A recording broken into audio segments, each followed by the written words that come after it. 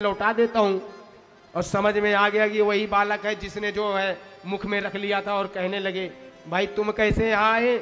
श्री हनुमान जी कहने लगे कि हे सूर्यदेव, मैं तो दीक्षा के लिए आया हूँ और आपसे दीक्षा लूंगा।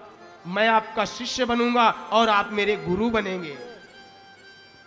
सूर्य भगवान कहने लगे, ऐसा शिष्य तो पहली बार देखा जो गुरु के पास में आया हो, पहले गुरु को निगल गया हो और बाद में फिर उसी के पास दीक्षा लेने आया हो। तो अब तो हनुमान ये बड़ा हो गया, पहले तो छोटे थे।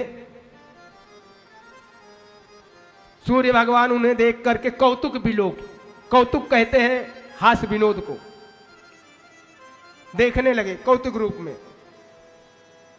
और बोले, हनुमान जी आपकी बात तो ठीक है, लेकिन मैं आपको दीक्षा नहीं दे सकता। बोले क्यों? हनुमान जी ने कहा, तुम हमारे गुरु नहीं बन सकते। बोले आपका गुरु नहीं बन सकता। बोले क्यों? बोले वो इसलिए कि मेरा रथ तो निरंतर चलता रहता है, रुकता ही नहीं। और दीक्षा तब दी जा सकती है शिष्य को। बोले कब?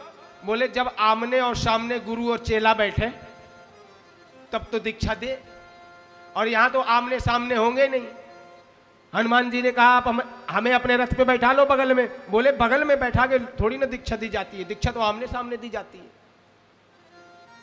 तो ज्ञानी नाम अग्रगण्यम, और हनुमान जी हैं भी चातुर। कैसे चातुर?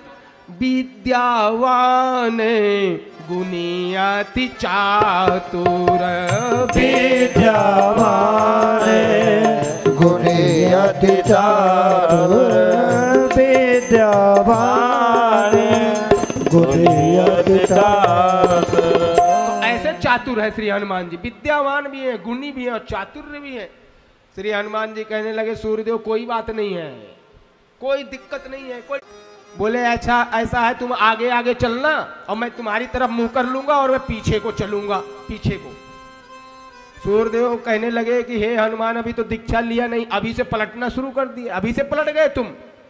श्री हनुमान जी ने कहा, हे सूर्यदेव, जो गुरु की दीक्षा लेकर के पलट न जाए, जो गुरु की दीक्षा लेकर जिसकी काया न पलट गई, जिसकी बुद्धि न बदल गई, तो वो दीक्षा क्या? हे गुरुदेव, मैं भी तो यही कहना चाह रहा हूं कि गुरु की दीक्षा लेकर के व्यक्ति बदल ही जाता है, तो आप ही भी मुझे बदल दीजिए। और सूर्यदेव भगवान ने कहा, ठीक है, जब ऐसा है तो कोई बात नहीं, मैं दीक्षा दूंगा। तो सूर्य भगवान ने उनको दीक्षा तो दी, लेकिन पांच निधि, 9 निधि होती है, 5 ही दी, 4 बाकी लगा दी। बोले वो क्यों? बोले वो 4 विवाहिता को मिलना चाहिए, जो वैवाहिक जीवन हो जिसका। और हनुमान जी आपका विवाह तो हुआ नहीं है। हनुमान जी ने कहा, फिर कैसे मिलेगा? बोले विवाह करो। बोले विवाह करूंगा तो मेरा ब्रह्मचर्य टूटेगा। सूर्यदेव भगवान कहने लगे, इसे मैं क्या करूं?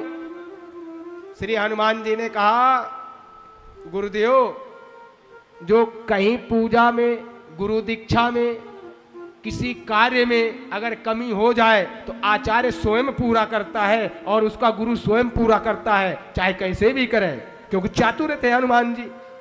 सूर्य भगवान ने कहा, वाह हनुमान जी, तुमने हमें ही फांस दिया, कोई दिक्कत नहीं है, तो एक काम करो, मेरी पुत्री है सुवर्चला, आप उससे विवाह कर लो और आपका ब्रह्मचर्य नहीं टूटेगा। तो श्री हनुमान जी ने उनकी पुत्री से विवाह किया, सुवर्चला से। हनुमान जी की पत्नी का नाम सुवर्चला है। और किसी को देखना हो तो तेलंगाना में, उत्तर वहां पे साउथ में तेलंगाना में मंदिर है, माता सुवर्चला और पवन श्री का, पवन पुत्र हनुमान जी का, दोनों का मंदिर है। और विवाह किया श्री हनुमान जी ने। विवाह उपरांत वो भी तपस्या करने चली गई माता सुवर्चला, और श्री हनुमान जी इधर आ गए। बोलो जय जय श्री सीताराम। जय जय सीताराम। आचार्य कैसे पूरा करता है? कम्बर ऋषि की रामायण, इरामावतार रामायण, उत्तर भारत की, उसमें कहते हैं कम्बर ऋषि कि जब रामेश्वर शिवलिंग की स्थापना प्रभु श्री राम अपने हाथों करने गए,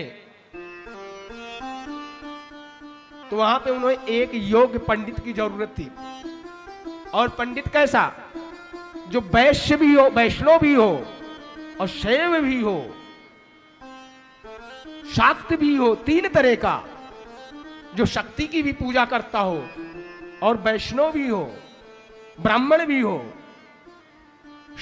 और शैव हो, शिव की भी पूजा कर सकता हो। तो जामवंत ने कहा ऐसा ब्राह्मण तो रावण ही है। प्रभु श्री राम ने कहा अगर रावण है तो रावण को बुलाइए, रामेश्वरम की स्थापना होगी। जामवंत ने कहा प्रभु आएगा कि नहीं आएगा? प्रभु श्री राम ने कहा नहीं, वह रावण जरूर आएगा, अगर वह आचरित स्वीकार करेगा तो आएगा, आप जाइए।